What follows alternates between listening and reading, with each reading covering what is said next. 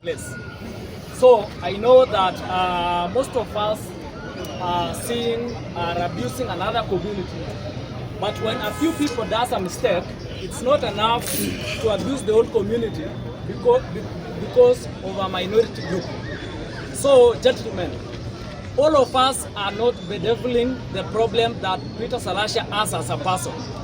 Peter Salasya, I know for the last 2 weeks, he has filmed himself in front of a camera smoking something called cannabis. And for this platform, I want to speak to the parents and the youth who we are here. Cannabis sativa causes, cannabis, which is a drug, causes a disease or a disorder called cannabis use disorder. Sometimes it causes a disease called drug-induced psychosis. Hiyo ni kuchanganyikiwa na akili. And signs and symptoms of somebody who has abused drugs is laughing aimlessly or laughing without a reason. Sometimes one of the reasons or the symptoms of abusing drugs is having something called insomnia. That is lack of sleep. Sometimes you can get something called anorexia. That is loss of appetite and you are not taking any food. So, Honorable Peter Salasya, you are a case on this situation as an example of a person of people who are abusing drugs. And I want the young people of this country to listen pensively. Any drug or a bank or cannabis that Peter Salasya is abusing alters with a chemical in your brain called dopamine or serotonin, whose functions or the roles are to ensure that your cognitive functions very well.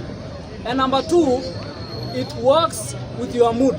So the moment that you abuse cannabis or bangi, it ensures that your mood is affected. Say that sometimes you become too irritable for nothing, or sometimes you become too sad for no reason. Number 3, it has some other infections or symptoms called delusions. And the delusions are false belief. Sometimes you can get a delusion called delusions of grandeur. And sometimes, delusions of grandeur is basically, it means being boastful about yourself. You think umefika mahali watu wamefika. Sometimes you get something called hallucinations. Hallucinations, an example of hallucination is having visual hallucination. Visual hallucinations means seeing something which does not exist. Sometimes you can get hallucinations called auditory hallucinations. Unasikia masauti ambazo hazi-exist. So, Honorable Peter Salasya, if you don't stop abusing cannabis, you'll think people don't like you, or people are envious, or people don't like what you are doing to your people in Mumias East. But that is not true. It is called delusions of doubt. You think people hate you, but nobody hates you. So, Honorable Peter Salasya, stop abusing drugs. You have a very bright future in the leadership and governance of this country and the leadership of the people of the Western Kenya. So, Honorable Peter Salasya, if you don't stop abusing drugs, Parliament will never be your place. Madara National Hospital will be your next station.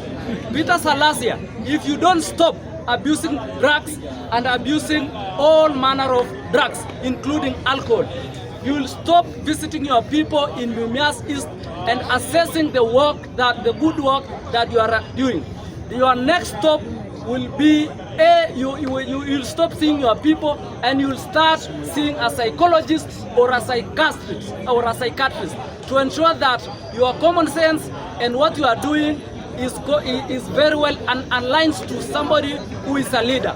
Mr. Peter Salasya, you are a future in politics of this country and the governance of this country. So kindly stop so that with the young people, we can exemplify you as a person who has represented the young people of this country in the right manner. So thank you, Mr. Speaker. Thank you.